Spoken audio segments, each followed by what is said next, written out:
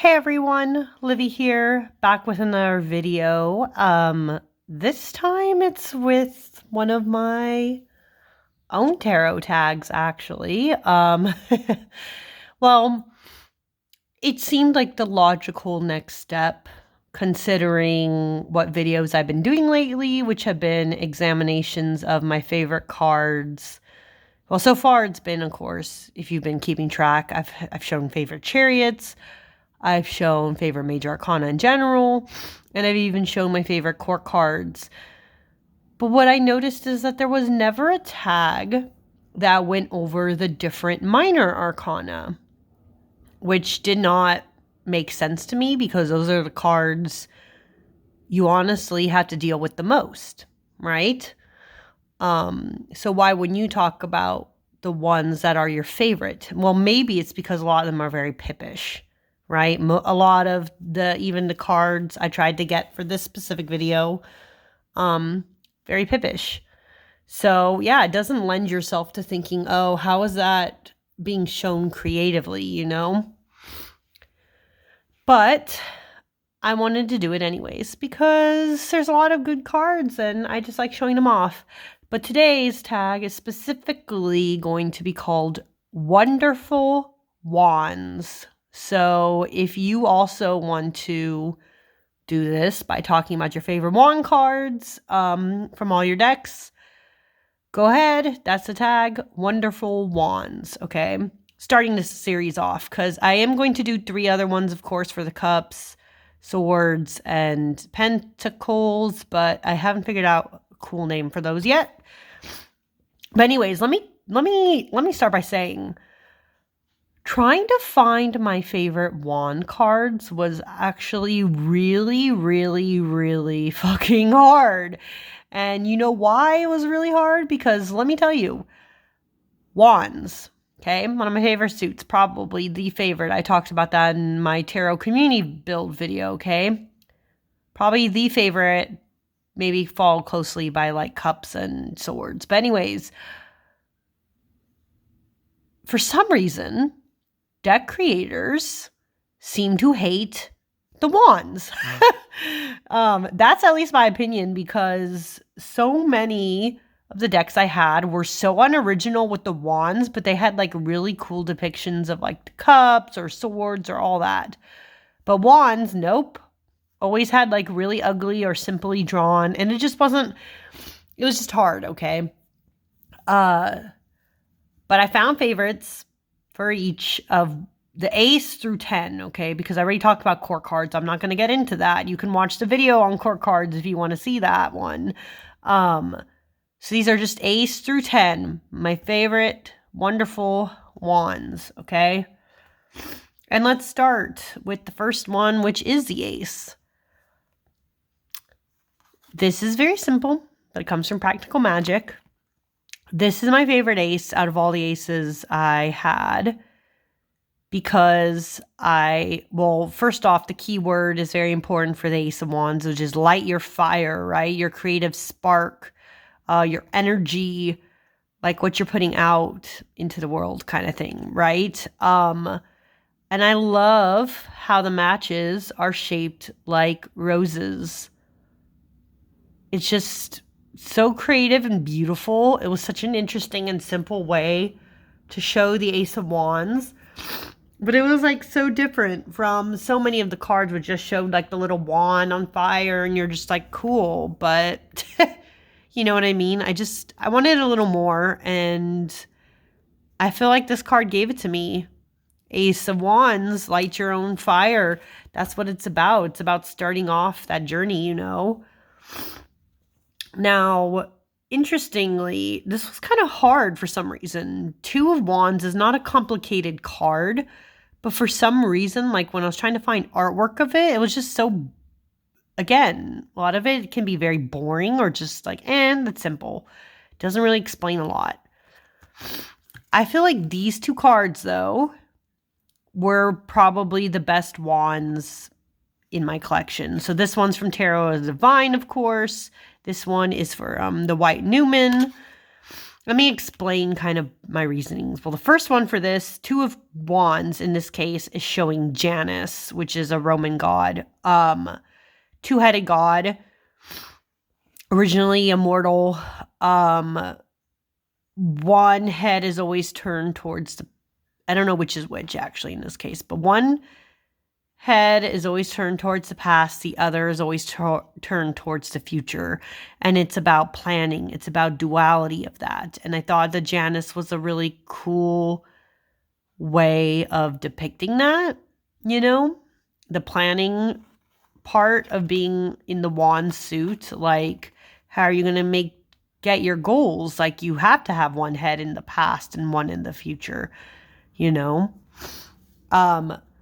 But it's also about, like, discovery. And this is kind of why I liked this 2 of Wands. Even though he has, like, a very kind of serious face, I like that the 2 wands are burning and that he's trying to develop something, right? Something magical.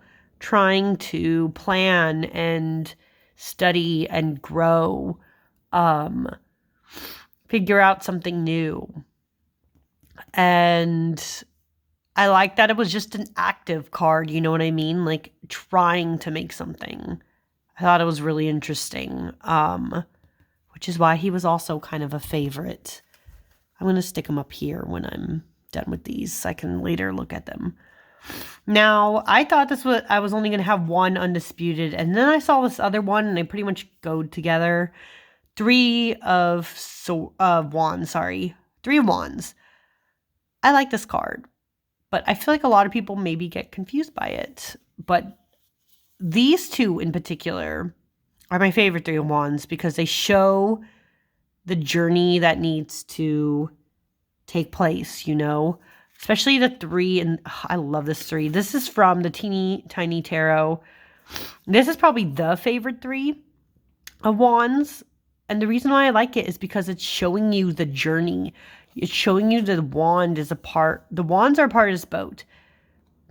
You need 2 people steering it, and the boat's sail has to keep you going, to keep you on your journey to the distance. You don't know what's out there, but you're going to try your best to steer your boat. And I really like the way that this shows the 3, But this one also gives off that same vibe. It's just so, but in a different way, I love, by the way, this is the Starseeker Pocket Edition. Out of all my decks, props to the Starseeker for actually giving a shit about the wands, because you're going to see a lot of them pop up. They were actually really well depicted.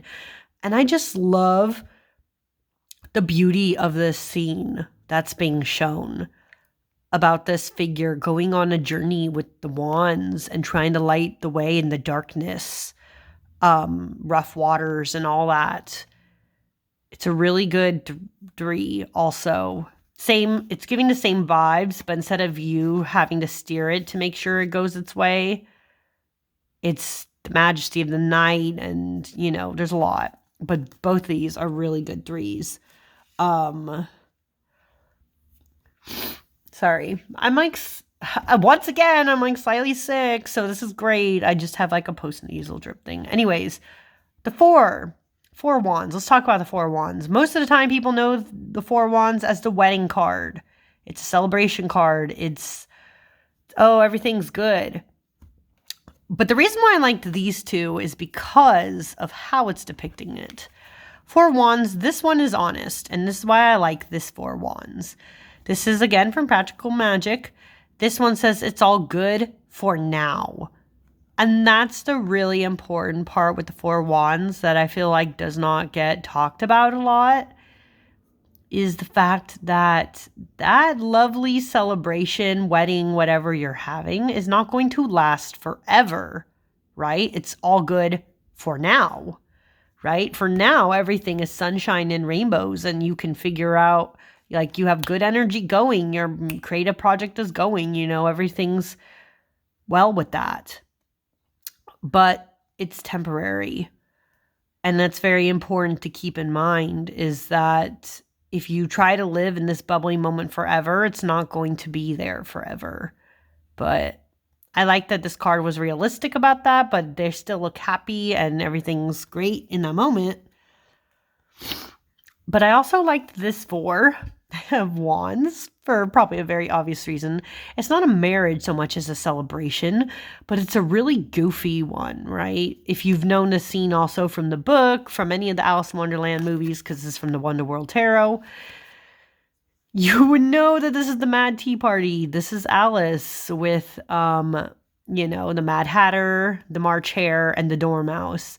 And it's funny that it is a celebration of a kind. It's just a really twisted one. That's really just, it's a funny time. It's a fun time. But yeah, it doesn't last forever either, because eventually, like in the actual thing, like Alice eventually gets fed up. She leaves him. But it's just funny that this card is depicting that moment, as a celebration. So I really liked it, and I had to put that in there.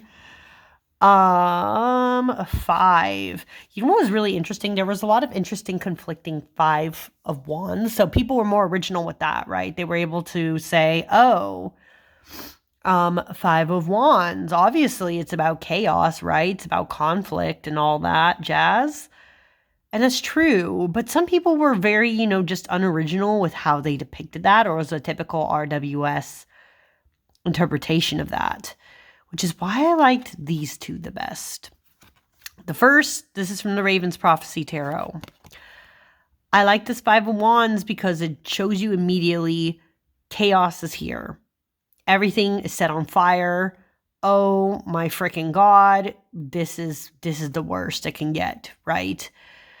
And you could even get the idea that, like, because it's the 5, because the 5 has to do with, it can be external, right? It's not internal. This energy, this buildup is not internal, it's external. Someone might have accidentally knocked over this candle that burned everything you were working so hard on. You know what I mean? But it gets that sense immediately, which is why I like this 5. Because as soon as I saw it, like, I would see this card, I knew, well, everything's kind of gone to shit a little. But what I find interesting about this 5 from the Edmund Duloc is that something is about to happen here. And you get the sense that there is conflict. Look, there's people hiding over there. And then there's this ragtag group. And they're all going after the people in the carriage.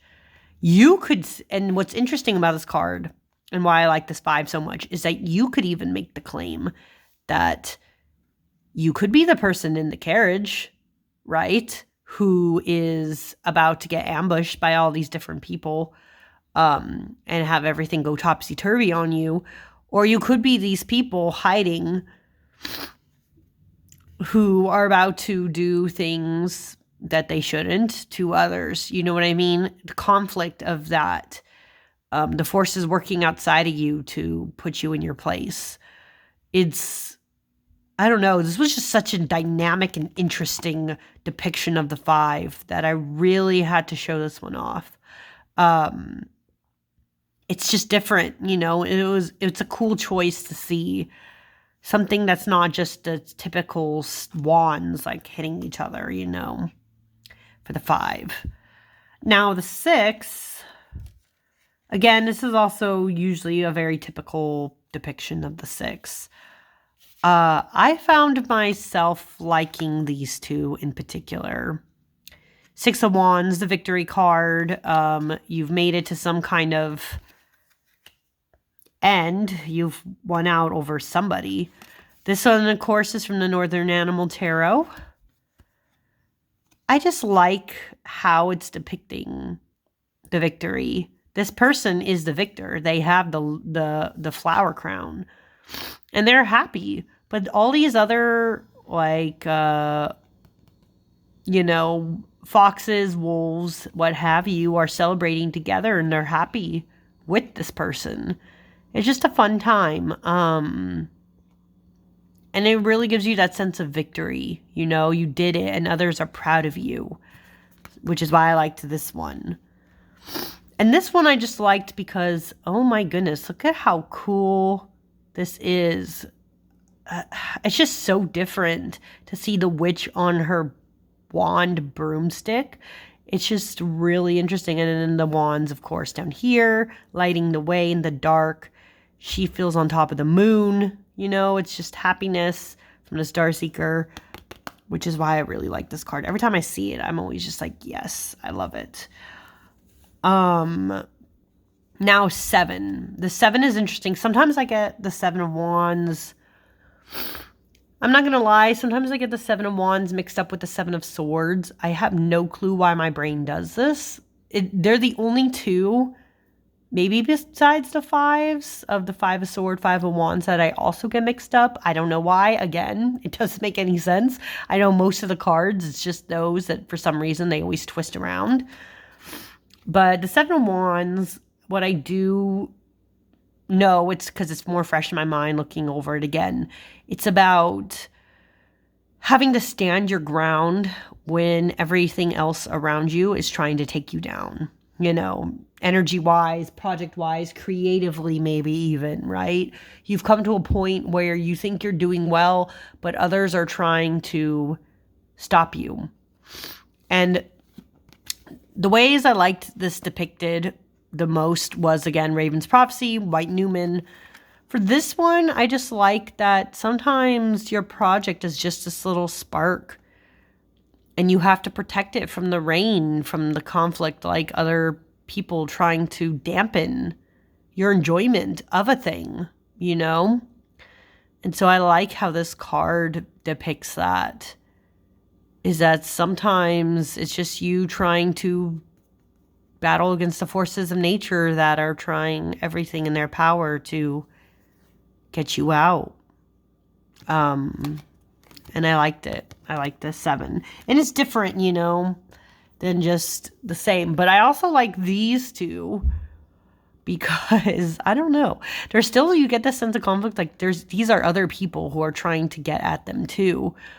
But these two battlers, these like older gentlemen who are just so suave and like fighting against each other, you get the sense that it's like there has to be a victor in the end. You know, one of you has to prevail over your ideal. But they're in conflict. They might respect each other. I don't know. There's a whole story that could be said about them. They're really interesting, these two, which is why I really liked the 7 of Wands also. It's very different. It's not just like one person battling it out. Maybe it's two central figures fighting, or someone who is more trying to get to you than these figures, you know? It's just really interesting of a card, which is why I liked this 7 also. Here's some more. Let me see. A lot of these I noticed too also. Oh, except the 8 of Wands. The others also have 2. I feel like I just liked a lot of the wands. Like I had some interesting dualities and I want to show them. Once again, from the Starseeker, 8 of Wands.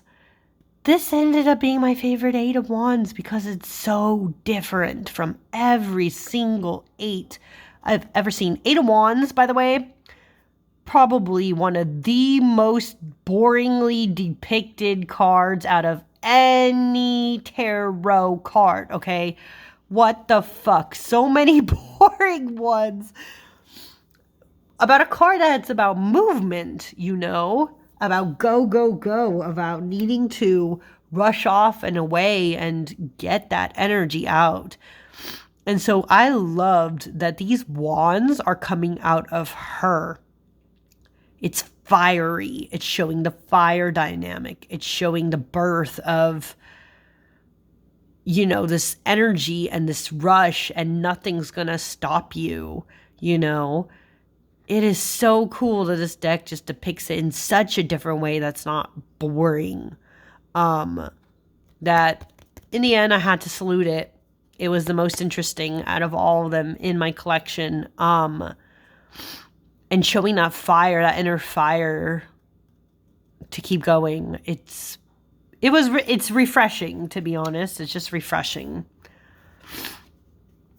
Because again, the wands, they get the shaft a lot, but I think these wands are very good. And this next card, for Nine of Wands being a card about conflict, about being through the ringer and trying to keep going despite being like half beaten, these two were really interesting nines for me. I'm going to talk about this one first. This is from the Spacious Tarot.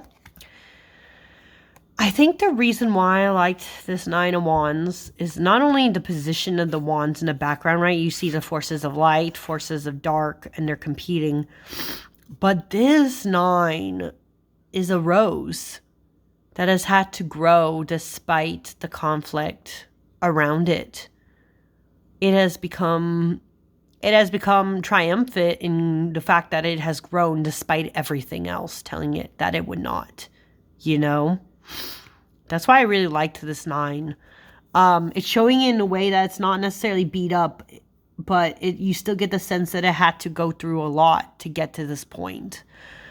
I also like this nine because it reminds me of a moment in Portuguese history where it wasn't a rose, but it was a carnation that had a very brave woman like stuffed into a guy, like the barrel of a guy's gun. He put a red carnation into it.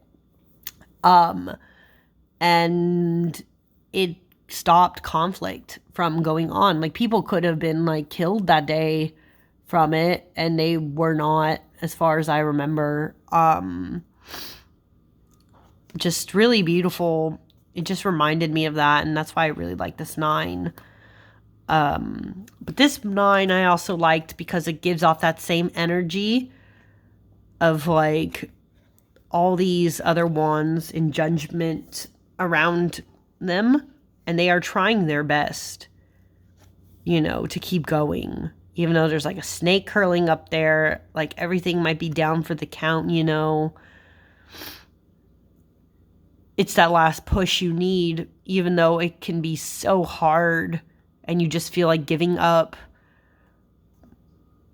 I don't know. This just shows it so beautifully, you know. And so I liked it a lot. And finally, we get to the tens.